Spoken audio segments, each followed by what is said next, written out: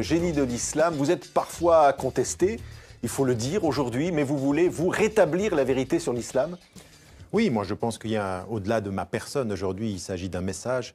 On parle de l'islam tous les jours et de façon extrêmement négative en Occident. Les images qui nous viennent de l'Orient sont extrêmement difficiles. À un moment donné, il faut qu'on s'arrête, qu'on n'attende pas des musulmans uniquement qu'ils nous disent ce que l'islam n'est pas, mais qu'on puisse dire de l'intérieur ce que l'islam est. Mais qu'est-ce qu'on dit de l'islam qui n'est pas l'islam? On réduit, c'est-à-dire qu'on prend des phénomènes, la violence, on prend des situations historiques, je veux dire la discrimination des femmes dans les sociétés majoritairement musulmanes, et on essentialise. Voilà, l'islam ce serait ça. Non, l'islam c'est un message, c'est une histoire, c'est une spiritualité, ce sont des fondements. Il faut que l'on puisse étudier ceci, avoir une meilleure idée. On n'étudie pas une religion et un message par les exactions de ces extrémistes ou les déficiences de ces sociétés. Ça veut dire, par exemple, l'islam, ce n'est pas les djihadistes d'aujourd'hui? Ah, bien sûr que non. Alors ça, c'est...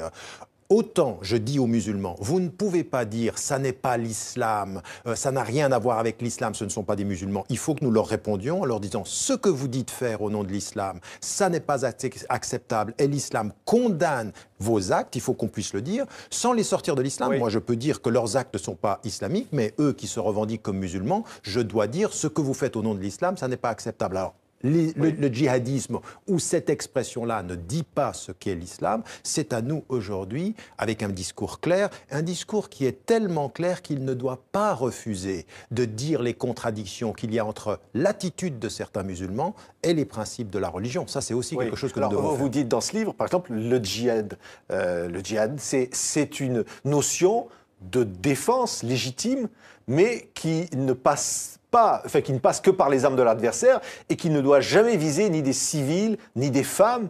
Tout à fait. En plus, déjà, la notion de djihad est déjà une notion de réforme et de résistance spirituelle, sociale. Il faut appeler à des djihads contre la pauvreté, il faut appeler à des djihads pour l'éducation, il faut appeler des djihads contre la corruption et pour la liberté. Ça, il peut y avoir un djihad pour la guerre? Exactement. Il y a des situations, une seule situation qui est le qital, qui est dans la situation de guerre, et qui n'est légitimée qu'en dans une seule circonstance, quand on est sous exploitation, quand on est colonisé ou quand on est opprimé. Oui. La résistance légitime, elle est cette fois-ci la résistance nécessaire. Ou la violence? Ah non, la résistance légitime, c'est-à-dire... D'abord, ceux qui utilisent la violence, ce sont les oppresseurs. Ceux qui y résistent vont s'adapter aux moyens qui sont utilisés par celui qui opprime. Mais ce que vous avez rappelé comme éthique de guerre est déterminant. On ne s'en prend qu'à ceux qui nous attaquent, c'est-à-dire à l'armée adverse, pas aux civils, pas aux innocents, pas aux femmes, pas aux enfants, pas aux religieux et pas à la nature. C'est-à-dire qu'on doit avoir même un souci de l'environnement en situation de guerre. C'est dire que quand on a parlé, par exemple, de la bombe pakistanaise soi-disant islamique, c'est une contradiction dans les termes. Une bombe atomique ou nucléaire ne peut pas être islamique. Alors, pourquoi, Tariq Ramadan, vous avez dit « je ne suis pas Charlie, je ne suis pas Paris » en référence aux attentats du 13 novembre? Alors ça, c'est une bonne question et vous me permettez, je vous en remercie, de clarifier les choses. Parce que ce que j'ai dit, si vous entendez par Charlie le fait d'être pour la liberté d'expression et pour pouvoir s'exprimer librement, je le suis. Mais s'il s'agit pour moi d'être assigné à devoir accepter les caricatures et l'humour que je... Un humour de lâche, vous avez dit. Oui, un humour de lâche, comme on dit, un humour de stupide. C'est-à-dire que je considérais qu'au lieu de s'en prendre systématiquement aux religions ou à l'islam, ce serait bien qu'ils puissent prendre à partie plutôt les gens du pouvoir, ce qu'ils ne faisaient pas. Donc,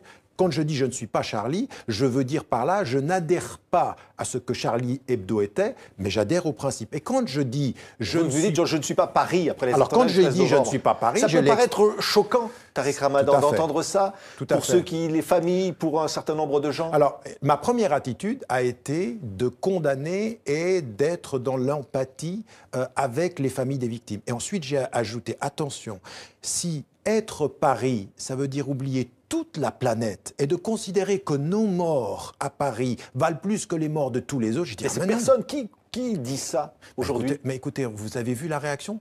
Que dit-on quand les gens meurent à Beyrouth? Que dit-on quand les gens meurent à Bagdad ou les gens meurent à Damas? C'est comme si c'était normal. Quand nos morts, on veut que le monde se lève et quand les morts des autres, on a normalisé. Ce que je veux, c'est de dire dans la même phrase, je dis je suis Paris, je suis Ouagadougou, je suis Beyrouth, je suis Jakarta, je suis tout ça. et Oui. il n'y a pas d'hiérarchie dans les morts. Donc, vous voyez, au-delà de notre émotion légitime, vous avez raison, elle est légitime, cette émotion, elle est compréhensible, mais ne faisons pas une hiérarchie entre les morts, parce que vous savez, du Sud, les gens nous voient. Ils voient ceci, et ils en ont marre de penser que leurs morts n'ont que peu finalement de crédit à nos yeux. Ce que vous dites finalement, Tariq Ramadan, c'est que l'islam n'a rien à voir avec les attentats. Ouagadougou, on dit que les terroristes sont allés à la mosquée avant d'aller tuer des femmes et des enfants. Mais l'islam n'a rien à voir avec tout ça. Non, l'islam, dans le message que j'essaye de traduire ici, il est une condamnation de ceci. Et d'ailleurs, ce que l'on sait, c'est que pratiquement tous ces jeunes aujourd'hui qui sont embrigadés dans Daesh, en Syrie ou en Irak, ou même aujourd'hui dans ces actes de violence à condamner absolument. Souvent, ils ont une pratique religieuse qui est de quelques semaines. Ils ne sont pas formés dans les mosquées. Ils sont plutôt les Donc vous victimes. dites c'est la République qui est responsable, c'est la France qui est responsable, ou c'est à Ouagadougou, alors à ce moment-là, le Burkina Faso qui est responsable, ou en Indonésie, le gouvernement indonésien, c'est qui la responsabilité? Je ne cherche pas à accuser. Je pense que nous avons une co-responsabilité. La première des responsabilités, et c'est pour ça que je le fais dans le livre. Le livre, il n'est pas uniquement écrit pour des personnes qui ne sont pas musulmanes, il est aussi pour des lecteurs musulmans qui comprennent de l'intérieur nos propres contradictions. Nous devons parler. Nous avons à prendre nos responsabilités. À dire aujourd'hui avec force ce que certains musulmans font au nom de notre religion, il est à condamner. Et il faut que nous formions, il faut que nous éduquions sur le terrain. Mais en même temps que nous disons ceci, et en même temps que nous le disons, nous devons, en partenariat avec des États, comprendre que nous avons une responsabilité étatique, que la France, elle a une responsabilité. Comment se fait-il aujourd'hui en France ou dans énormément de pays européens que l'islam se soit devenu un sujet de suspicion, que nous ne sommes pas les partenaires dans l'éducation. Et s'ajoute à ceci des frustrations. Quand vous êtes un Français de confession musulmane ou un Belge de confession musulmane ou même aujourd'hui un Britannique ou même un Américain de confession musulmane et que vous entendez les Trump aux États-Unis dire il ne faut plus laisser rentrer les Français, ou quand on entend on en n'entend France... pas ça en France. Non, mais quand on entend en France aujourd'hui que quand vous avez une double nationalité, votre autre nationalité met en péril votre première nationalité, met en question votre première nationalité, eh bien vous dites, mais attendez, on est tous Français ou il y a des Français qui sont plus Français que des Français? Et l'état d'urgence que l'on va prolonger, exactement. Vous dites quoi? Vous dites c'est quelque chose qui vise une certaine catégorie de population? Mais bien sûr, et puis qui, en fait, donne au pouvoir aujourd'hui administratif, à l'État, des latitudes qui dépassent tout contrôle judiciaire. Et ça, c'est un vrai problème. Mais je ne suis pas le seul à le dire. Les magistrats de ce pays sont en train de dire attention, où allons-nous? Et nous l'avons déjà vécu. Nous avons vu les dégâts du Patriot Act aux États-Unis, où vous avez des gens qui sont en prison, ils n'ont rien fait. Vous avez des gens qui sont assignés à résidence ici en France, ils n'ont rien fait. Donc cette atmosphère de suspicion, l'état d'urgence que l'on prolonge, et on se demande bien pourquoi, est en train d'alimenter une atmosphère. Et c'est là, vous me posiez la question qui est responsable, c'est là la co-responsabilité. Aujourd'hui, j'attends des gouvernements européens, au premier rang desquels le gouvernement français ou belge, qu'ils comprennent que leurs citoyens de confession musulmane sont des partenaires pour des solutions et non pas des suspects pour entretenir un climat de peur. Encore un mot, Tariq Ramadan. Je disais, vous êtes parfois contesté. Vous avez d'ailleurs une conférence à la Cité universitaire à Paris qui a été annulée. Certains vous ont accusé d'avoir comparé les terroristes, ceux qui sont jugés terroristes, en Palestine, aux finalement résistants de la Seconde Guerre mondiale. Vous maintenez ces propos? Ah non, mais j'ai pas dit ça. Moi, j'ai dit que la résistance palestinienne, elle était légitime parce qu'il y a... Mais attendez, qui aujourd'hui ne respecte pas le droit international? Qui est en train d'occuper les territoires occupés? Qui continue aujourd'hui à construire contre tout droit des colonies de peuplement? Tout le monde le sait. Et donc, ma position, c'est que la résistance palestinienne, elle est légitime. Mais... ce que nous avons dit tout à l'heure tient toujours. On ne tue pas les civils, on ne tue pas les femmes. Donc les terroristes palestiniens, vous les condamnez? Tous ceux qui tuent les innocents et qui sont dans la violence et dans le terrorisme, il faut les condamner. Je l'ai écrit à plusieurs reprises. Mais qu'on ne me dise pas que ceux qui tuent à Ouagadougou, qui tuent à Paris, ce sont les mêmes que les résistants palestiniens qui sont en train de dire « est notre terre ». Et qui, en fait, qu'est-ce qu'ils demandent? Ils demandent que l'on applique les résolutions internationales que l'État israélien ne soutient pas. Alors je suis très déçu de voir que le CRIF en France va soutenir une annulation de conférence. Où en est-on de la liberté d'expression dans ce pays pour que ma parole, qui est une parole de responsabilité, qui condamne la violence, qui dit aujourd'hui que nous devons être citoyens, qu'il faut appliquer la laïcité telle qu'elle doit être égalitairement pour tout le monde et que le problème, c'est un problème d'éducation et en même temps de liberté, eh bien pourquoi est-ce qu'on ne veut pas entendre cette parole? Parce qu'elle critique le gouvernement et que malheureusement, aujourd'hui, malheureusement, il faut l'entendre avec force, le discours qui a pris le dessus sur la gauche comme sur la droite est malheureusement le discours qu'entretient le Front National sur la peur. Merci Tariq Ramadan. Le génie de l'islam est publié aux Presses du Châtelet. Merci d'avoir été notre invité aujourd'hui. Les disputes, je crois que ça, finalement, c'est un épiphénomène de la réalité du leadership du Parti socialiste. La vraie réalité, la profonde question, c'est est-ce qu'il y a un projet alternatif, quelque chose qui soit vraiment de gauche? Parce que les gens, où ils sont perdus, c'est qu'ils entendent le Parti socialiste, et parfois vous d'ailleurs, Monsieur Valls, dire des choses sensiblement similaires à ce que dit Sarkozy. La force de Sarkozy, c'est d'avoir marché même sur les plates-bandes de ce que vous pouviez dire, et de ne pas donner l'impression aux gens qu'il y a une différence entre les deux politiques. Non, il n'y a pas de vraie politique alternative de gauche, en tout cas pas du Parti socialiste. Non, je pense y compris les gens, les citoyens, quand il s'agit de choisir une alternative, on l'a vu aux élections locales, mais on l'a vu aussi, par exemple, dans les quartiers très populaires, là dont je suis l'élu, voter massivement pour le Parti socialiste. Mais souvent, il faut redonner du souvent contre Sarkozy, Sarkozy plutôt que pour la gauche. C'est pas parce que Nicolas Sarkozy vous a notamment sur l'affaire que vous évoquiez tout à l'heure. Mais vous êtes bien, Monsieur Valls, mais ça n'a rien à voir. Parlez politique, parlez d'idées, mais pas de ne m'interrompez pas alors. Pas de personne. Monsieur Ramadan, ne m'interrompez pas. Encore une fois, tout à l'heure, et Alain Minc, très brillamment, vous a mis en grande difficulté sur votre incapacité à passer de la théorie à la réalité. Mais je suis dans la réalité, vous êtes dans la théorie. Si on veut éviter le populisme, il faut être capable de répondre à l'attente des concitoyens. C'est vrai sur les conséquences de la crise économique, mais c'est vrai aussi sur les problèmes qui taraudent la société, que sont les problématiques de l'immigration ou les problématiques de la sécurité. Et parce que la gauche n'a pas compris cela, elle a été mise en difficulté. Et l'électorat populaire, vous êtes dans la théorie. Et l'électorat populaire est parti vers l'extrême droite. Et je fais partie de ceux, absolument. Et je fais partie de ceux qui pensent qu'on doit être capable de parler à ces gens qui, parce qu'il y a une crise, vont chercher peut-être demain des boucs émissaires ou d'autres raisons. Donc la responsabilité de la gauche, de ce point de vue-là, est totalement engagée. Et je crois qu'au contraire, c'est la gauche qui doit être capable de reconstruire un discours, et partout, et pas seulement en France, encore une fois, c'est une réponse européenne et même mondiale, c'est un défi qui est posé à la gauche et au camp du progrès. Ça va nous permettre de rebondir sur le premier mot de notre... Votre livre comporte plus de 200 fautes factuelles. Vous les avez jamais démontrées. Alors, mais non, mais j'ai pas le temps. Mais attends, moi, j'ai pas le temps à perdre avec. Non, mais je vais vous en donner maintenant. Vous n'avez pas trouvé le temps. Attendez, mais maintenant on a le temps. On est d'accord. Mais je vais pas perdre mon temps. Ça va être 4 ou 5. 4 ou 5 simplement. Première des choses, mais c'est des tout petits détails. Tout à coup, Lyon, pour bien montrer que je suis très proche de Lyon, est à 1 heure de train de Genève. Ça n'existe pas. Deuxième des choses. Non, mais attendez, ça commence comme ça. Attendez. Non, mais laissez-moi terminer. Ça commence comme ça. Parce que c'est tout comme ça. C'est tout. C'est tout. Non, mais c'est tout pour essayer de changer la perspective. Ça commence par ça. Deuxième des choses, Tariq Ramadan a été nommé par son père, Tariq, pour la conquête de l'Europe. Et vous savez ce qu'il fait, Tariq Ramadan? Il faut qu'il trouve une femme qui s'appelle Isabelle la catholique. Alors vous savez ce que je fais? Je l'ai connue, c'est ce que vous avez écrit. Mais non, pas et c'est tellement drôle, attendez, c'est tellement drôle ce que vous avez écrit, c'est que dans le Independent en Angleterre, on disqualifie votre livre sur cette histoire en disant mais qu'est-ce que c'est que cette ânerie? Vous savez ce que vous dites? Je suis allé vers son frère qui est mon ami d'enfance à 10 ans, je lui dis dis donc, elle s'appelle comment ta sœur? Isabelle? Ce serait pas mal, Tariq, à la conquête. Attendez, c'est n'importe quoi. Troisième des choses, et là moi j'ai demandé à ce qu'on écoute ce passage avec Sarkozy où je vais vous montrer, à l'appui des faits, comment vous changez les choses. Parce que vous avez une obsession. Tariq Ramadan, c'est les frères musulmans. D'accord? Alors il faut tout orienter vers les frères musulmans et dire c'est la pensée de Hassan el-Banna, c'est sa pensée. Alors encore une fois, Hassan el-Banna étant votre grand-père, le fondateur des frères musulmans. Alors je vais simplement vous donner un exemple concret d'un des faits, mais encore une fois il y en a 200. D'accord. Alors si on peut passer le passage... Vous m'avez demandé, effectivement, c'est lors de cette émission restée célèbre, 100 minutes pour convaincre, vous étiez face à Nicolas Sarkozy, à l'époque ministre de l'Intérieur, c'était sur France 2 le 20 novembre 2003, et on écoute tout de suite, c'est Nicolas Sarkozy, ministre de l'Intérieur, qui s'exprime.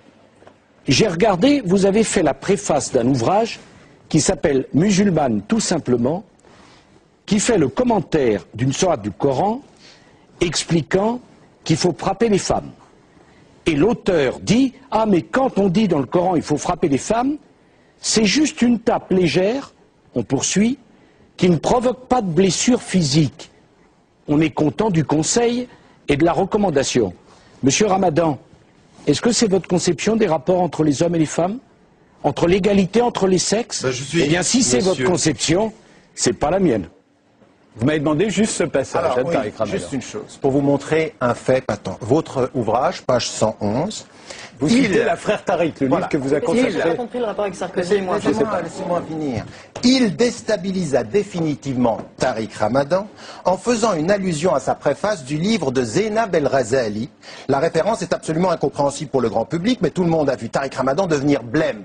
La préface au livre de Zainab Razali, c'est pas vrai, mademoiselle. Il a cité ce livre-là, qui est de Asmad Lambaret. D'accord? Je le reconnais complètement. Ah oui, mais vous allez en reconnaître d'autres, mademoiselle. Vous avez raison. Laissez-moi terminer. Non, vous allez me laisser terminer. Totalement raison. Non, et je le ferai changer. Attendez. Sincèrement, je l'avais pas. Oui, mais attendez. Non, mais sincèrement. Non, mais attendez, j'aime pas ça. Non, mais c'est parce que je vais vous dire une chose. Sur le, une fois, on s'est vu. Laissez-moi terminer, parce que c'est pas possible. Vous pouvez pas. Mais c'est tout comme ça. Est-ce que je peux répondre? Non, vous me laissez terminer. Parce que j'ai pas terminé. Parce que. Une fois, nous nous sommes vus pendant 3 minutes dans un débat où on n'a eu que 3 minutes de débat sur Campus, et je vous avais cité sur l'autre livre 5 fautes de citation. Vous savez que vous m'aviez répondu, ce sont des coquilles. Des coquilles de citation. Comme chaque fois. Non mais attendez. Non mais là je vous en ai retrouvé une. Mais ne minimisez pas. Est-ce que je peux finir? J'ai de quoi faire une encyclopédie Tariq Ramadan. Écoutez, c'est pas possible. Vous m'avez demandé de terminer mon raisonnement, elle ne laisse pas. Elle est prise en flagrant délit d'un truc énorme. Vous savez pourquoi c'est énorme? Parce que écoutez. Nicolas Sarkozy, si vous aviez été honnête, Nicolas Sarkozy parle là ici devant 6 millions de personnes et il dit que je préface un livre qui dit qu'on peut battre sa femme. Écoutez ce que dit mademoiselle. À la lumière des versets coraniques et de la tradition du prophète, il apparaît clairement que l'islam n'a jamais préconisé la violence envers les femmes, bien au contraire. Voilà ce que dit la femme sur le livre. Donc si vous aviez été honnête... Ça c'est le livre que vous avez préfacé. Exactement, oui, si vous aviez été honnête... Je connais ce livre et il n'a pas tort sur ce passage-là, il y en a un autre. Attendez, non, ça c'est la conclusion. Oui, sur la conclusion, d'accord. Mais le passage sur le fait de se faire battre par un homme parce qu'il est croyant, c'est beaucoup moins grave que par un homme qui n'est pas croyant. Écoutez, ça, c'est le féminisme islamique que vous enseignez à certains de vos militants. Vous êtes en train de noyer le poisson. Non, vous avez... c'est le fond du débat. Parce que ça, c'est plus important. Est-ce que je peux terminer? Est-ce que je peux répondre? Non, parce que vous ne me laissez pas terminer, vous répondrez. Terminer, Tariq Ramadan, comme ça, elle pourra répondre. C'est comme ça qu'il y a un dialogue. Alors, je vais vous dire une chose. Non seulement vous changez le livre pour dire quoi? Zainab El Razali est une des femmes symbole des frères musulmans. Je l'ai préfacé, mais ça n'a rien à voir. Vous savez pourquoi? Vous savez pourquoi je l'ai préfacé? C'est une femme qui disait aux frères musulmans, quand on est à table, je vais être assise, je vais être partie du leadership. Elle est connue comme étant une des femmes qui a contesté le leadership masculin. Mais laissez tomber cela. Vous auriez dû, mademoiselle, dire dans votre livre, Nicolas Sarkozy, devant 6 millions de téléspectateurs, a menti. Tariq Ramadan a préfacé un livre où il est dit qu'on ne tape pas une femme. Pourquoi vous ne l'avez pas fait? Moi, je sais pourquoi. Je vais vous dire sur quoi il a Deuxième des choses. Attends, j'ai un autre élément et puis je m'arrête. Vous dites Tariq Ramadan a menti sur son débat avec Antoine Sfer et vous citez une phrase et vous dites, mademoiselle, le tribunal est très dur avec Tariq Ramadan et il dit qu'en fait son discours pourrait être... En fait, vous avez menti. C'est le tribunal qui dit que le fait qu'Antoine Sfer ait dit ceci ne pousse pas à... ne le mène pas à la diffamation. Alors, attendez, excusez-moi, parce que là, je ne sais pas du tout à quoi vous faites allusion. Non, mais attendez, laissez-moi terminer pour que ce soit clair, parce que c'est bien. Ça fait une heure pour que ce soit clair, en fait, le tribunal dit, le fait que Antoine Sfer dise ça n'est pas de l'ordre de la diffamation. Elle enlève le fait que Antoine Sfer dit ça, elle dit, la Cour dit que Tariq Ramadan a incité des jeunes à la violence. C'est pas la Cour qui a dit ça. La Cour cite le plaignant, mais elle transforme le propos en enlevant des parties de phrases. Alors, ça, vous savez comment ça s'appelle? Ça s'appelle de la malhonnêteté intellectuelle. Mais ne vous inquiétez pas, parce que vous y connaissez pas mal dans ce domaine. Alors, ce qui est intéressant dans la séquence qu'on vient de voir, alors là, encore une fois, sincèrement, sur la préface, effectivement, ça c'est une erreur. Plus, sincèrement. Par contre, Sarkozy, sur ce coup-là, ne ment pas parce qu'à l'intérieur du livre, il y a des choses très graves. De ce livre-là, dont je parle aussi dans mon livre, je fais juste une précision pour ceux qui ne l'ont pas lu et qui pourraient se laisser... Voilà, il y a 424 pages, il y a plus de 600 notes de bas de page. Ça ne veut rien dire des pages quand elles sont fausses. Non, elles s'appellent... Il n'y a pas 400... Il n'y a pas 425 pages fausses et vous le savez très très bien. Vous parlez de votre livre et pas celui de cette dame. Je parle du livre d'analyse de discours. Sur la séquence avec Nicolas Sarkozy, il y a un moment, et ça je le dis dans le livre, où Nicolas Sarkozy est réellement malhonnête, pas sur cette séquence-là, mais sur celle d'après. Parce que sur le moratoire... Non, parce que dans le livre, le passage qui sait qu'il existe aussi, vous ne l'avez pas cité là, mais c'est pas grave. Mais elle conclut là-dessus. Elle conclut là-dessus. Sur le moratoire, sur la lapidation, moi j'ai été étonnée qu'on trouve que cette position Tariq Ramadan soit... Vous êtes allé débattre avec Tariq Ramadan quelques semaines après chez Tadé. Bien sûr. Vous vous êtes fait éparpiller façon puzzle. Façon puzzle. Éric Nolot, c'est pas parce que vous vous êtes fait humilier publiquement dans cette émission... à vos essais, mais là j'avais mal pour vous. Écoutez, arrêtez. Vous avez une remontée d'orgueil qui est pathétique.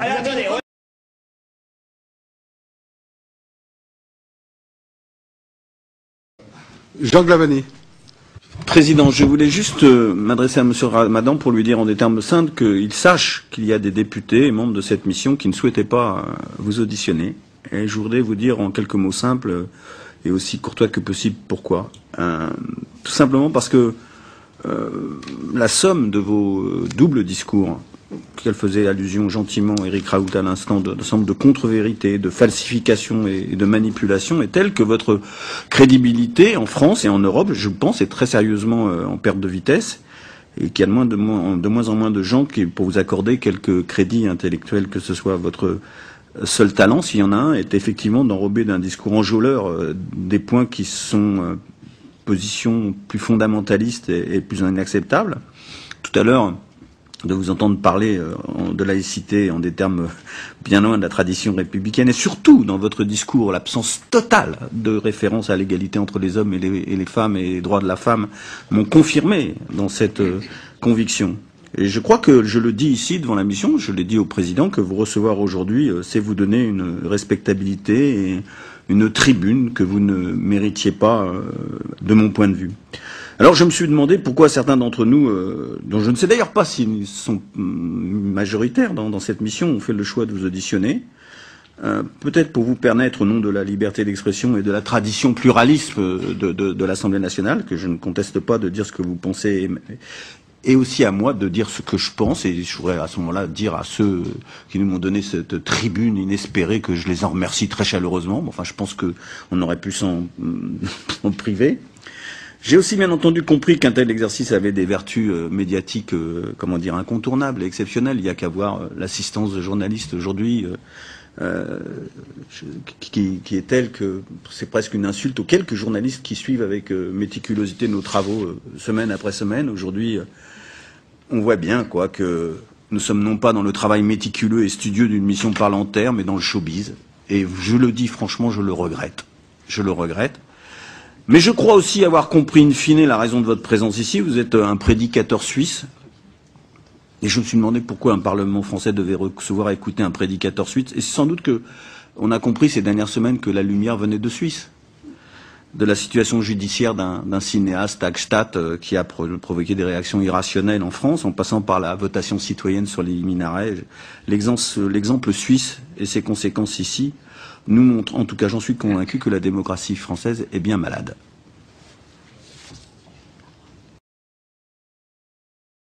Donc, pour aller vite, monsieur, je suis un peu, enfin pas vraiment, surpris de votre intervention, mais vous déterminez, monsieur, le fait que je viens de Suisse, que la lumière vient de Suisse. J'ai été invité avant le vote de dimanche, donc la lumière s'est faite après. Si c'est cette lumière que vous perceviez, et de dire la falsification de mes citations, j'aimerais bien savoir, monsieur, au bout du compte, combien de mes ouvrages vous avez lus et combien de mes interventions vous avez suivies. Monsieur, celui qui est en face de vous aujourd'hui n'est pas un prédicateur islamiste suisse, c'est un professeur d'université à Oxford, dont les livres sont étudiés dans 80 universités américaines, monsieur, 80 universités américaines, mais monsieur, qui depuis les 8 dernières années a été interdit de parole dans toutes les universités françaises. Posez-vous la question de savoir où est la liberté d'expression, cher monsieur. Plutôt que de me dire que j'ai un double discours, il faudrait savoir si la France est en train de perdre ses valeurs d'ouverture dans le débat critique. Et votre façon de réagir à mon intervention n'est pas du tout une façon de réagir à un débat critique, c'est un jugement sur la personne et non pas un débat et une confrontation sur les idées. Donc je réponds, cher monsieur, à votre intervention que j'espère, non, que la lumière, cette dernière lumière ne viendra pas de Suisse, qu'il y aura vraiment un véritable réveil. Vous savez ce que j'espère pour la France, monsieur? Parce qu'on m'a posé la question de savoir un jour si j'aimais la France. J'aime la France de sa tradition et de ses valeurs quand elle est en cohérence avec elle-même. Mais non pas pour un discours qui trahit ses valeurs au nom de simplifications comme celle que je viens d'entendre. Votre jugement sur la personne m'impose de ne même pas vous répondre, parce que je ne considère que c'est insultant ce que vous venez de dire. Votre jugement sur la personne m'impose de ne même pas vous répondre.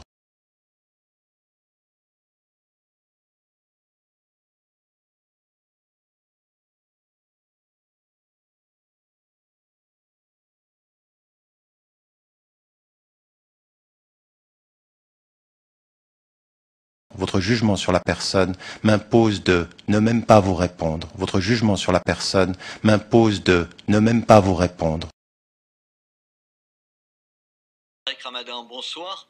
Bonsoir. Alors le moins qu'on puisse dire, c'est que vous n'êtes pas le bienvenu en France, en tout cas, parce que quand on voit les déclarations à la fois du ministre des Affaires étrangères et du ministre de l'Intérieur, ils regrettent que vous soyez invité au congrès de l'UOIF. Ils regrettent. Oui, non mais je ne suis pas bienvenu par Nicolas Sarkozy, le président, et son ministre de l'Intérieur. C'est eux qui parlent de ne pas bien m'accueillir, de ne pas être content. Je suis très très bien accueilli par un grand nombre de Français. Je ne confonds pas le peuple de France et le peuple français et certains intellectuels et certains acteurs politiques mais avec la position de ce gouvernement. Pourquoi cette position quand on dit que vos propos sont contraires à l'esprit républicain, qu'ils ne rendent pas service aux musulmans de France? C'est de graves accusations. Oui, c'est de graves accusations qui sont encore une fois fondées sur rien, parce que depuis 25 ans que j'interviens en France, j'interviens en demandant et en conseillant aux Français de confession musulmane de respecter la loi, d'être engagés, d'être des citoyens. Mais ce que je dis à ce gouvernement-là, c'est que depuis 5 ans qu'ils sont aux affaires, et Nicolas Sarkozy, depuis bien avant, quand il était ministre de l'Intérieur, ils n'ont rien fait sur la question sociale. On a eu des émeutes en 2005. Qu'est-ce qui a été fait dans les banlieues, si ce n'est des gesticulations et des actes de symbole, de prendre Rachida Dati ici ou Fadela Amara en nous faisant croire qu'on respecte la diversité en utilisant des symboles. Ce que vous dites, je l'entends. En même temps, je n'ai pas vu un seul leader de la gauche prendre votre défense. Je n'ai pas entendu d'intellectuel dire c'est scandaleux de montrer du doigt un autre intellectuel. Personne ne s'est levé en disant que... Non, attendez. On n'a pas beaucoup entendu. Non, mais le responsable pour l'Église catholique de relations avec l'islam a dit que dire que j'étais anti-républicain, c'est faux. Vous avez eu un certain nombre d'intellectuels, mais aujourd'hui qui ont en pleine campagne électorale. Oui, vous avez vu un responsable d'un parti politique prendre votre défense. Pourquoi? Parce que ça fait peur, c'est prendre la défense du diable. Exactement. Aujourd'hui, on m'a diabolisé en France. Ça fait d'ailleurs beaucoup sourire dans d'autres pays européens, jusqu'aux États-Unis, à l'heure où je vous parle maintenant, en disant mais qu'est-ce qui se passe en France? Pourquoi est-ce qu'on évolue en France? Et malheureusement, en France, on regresse. À un moment donné, ils vous ont fait des problèmes aussi. Vous ont cherché des coups dans la tête. Mais encore une fois, qui m'a fait des problèmes? Une administration, l'administration Bush, dont je critiquais d'une part le soutien unilatéral d'Israël sur la question israélo-palestinienne, et puis l'invasion et l'intervention en Irak. Donc on m'a diabolisé parce qu'on ne voulait pas entendre cette voix. Et là, on vous diabolise, c'est tout. Mais écoutez, c'est exactement la même chose. Il faut quand même que vous sachiez qu'en 2003, j'étais en face à face avec Nicolas Sarkozy, ministre de l'Intérieur, et que quelques semaines plus tard, il m'envoie une lettre sur l'ouverture et le pluralisme. En fait, ce sont des gesticulations politiciennes. Nous sommes à quelques semaines... Vous croyez qu'il n'y a aucun fond? Vous croyez que c'est uniquement lié à l'échéance électorale? Alors, il y a une échéance électorale, mais il y a autre chose qui est beaucoup plus fondamentale. C'est que mon discours est extrêmement gênant, non pas parce que je divise la France, mais parce que je fais exactement le contraire. Je demande aux citoyens français d'être des citoyens à part entière, et surtout de ne pas jamais accepter qu'on parle à leur place et de se faire entendre. Donc ce discours-là, il faut bien l'entendre, des démocrates de confession musulmane aujourd'hui en France, ça fait peur. Pourquoi? Parce qu'on dit à Nicolas Sarkozy, vous n'avez pas à parler à notre place. Et puis une autre chose qui est importante, quand on vient me critiquer moi parce que je dis aux Français d'être engagés, et on dit oui, mais on ne veut pas d'un islam qui soit dirigé par des États étrangers. Qui aujourd'hui prend langue avec l'ambassade du Maroc ou l'ambassade d'Algérie pour organiser l'islam de France? Le gouvernement actuel, il ne parle pas à ses citoyens. Oui, mais en même temps, je vais vous citer parce que à propos des musulmans, vous dites ils doivent refuser, d'être des victimes passives et consentantes. Attendez, tous les musulmans de France ne sont pas victimes de quoi que ce soit. On n'est pas dans une société où tout le monde est montré du doigt. Vous avez parfaitement raison, mais ma formule, la phrase ne disait pas ça. Ce que je disais, c'est exactement le sens de ce que vous dites en fait. Je dis aux Français de confession musulmane, arrêtez de vous mettre dans une position de victime. Arrêtez le sentiment victimaire. Vous n'êtes pas des victimes, vous êtes des citoyens de plein droit. Parce que tous les musulmans de France sont montrés du doigt par tous les Français, c'est pas vrai. Attendez. Tous les musulmans de France ne sont pas montrés du doigt. L'atmosphère qui existe aujourd'hui en France est très négative, elle est délétère. Et l'islam est stigmatisé. Oui. Alors, attendez, moi, c'est ma réponse à ça, à cette atmosphère, c'est de dire aux musulmans, ne réagissez pas comme des victimes, devenez des citoyens et faites-vous entendre là où il faut vous faire entendre. En même temps, quand vous parlez du climat, moi, je me méfie, parce qu'on l'a beaucoup entendu ici, vous savez, alors les polémiques sur le halal, sur la hiérarchie des civilisations, sur l'immigration, les gens vous disent « Ah oui, mais c'est tout ça qui produit un Mohamed Merah ». Est-ce que ce n'est pas une façon de trouver une espèce d'excuse à ces gens-là? Non, il ne faut pas chercher d'excuses, mais il faut essayer... Non, mais attendez, il faut comprendre des processus. Comprendre, ça ne veut pas dire excuser. Et ce que j'ai dit, non, comprendre ne veut pas dire excuser. De temps en temps, ça finit par vouloir dire ça. Non. Comprendre, c'est se dire comment un homme qui est considéré par ceux qui travaillent avec lui, sa psychologue ou son avocat, ou même les gens qui le connaissent, qui se disent c'est un jeune homme qui a une fragilité, qui va pas bien, qui a fait une tentative de suicide, qui a essayé d'entrer dans l'armée. À un moment donné, eh bien, il passe à autre chose et il en arrive à tuer. Qu'est-ce qui se passe? Eh bien, ça, vous devez essayer de le comprendre. Si vous voulez chercher des solutions, il faut essayer de comprendre ce qui se passe. Comprendre n'est pas justifié. L'autre chose, quand même, qu'il faut qu'on dise aujourd'hui, parce que vous dites, attendez, l'atmosphère... Oui, quand on lance un débat sur l'identité nationale,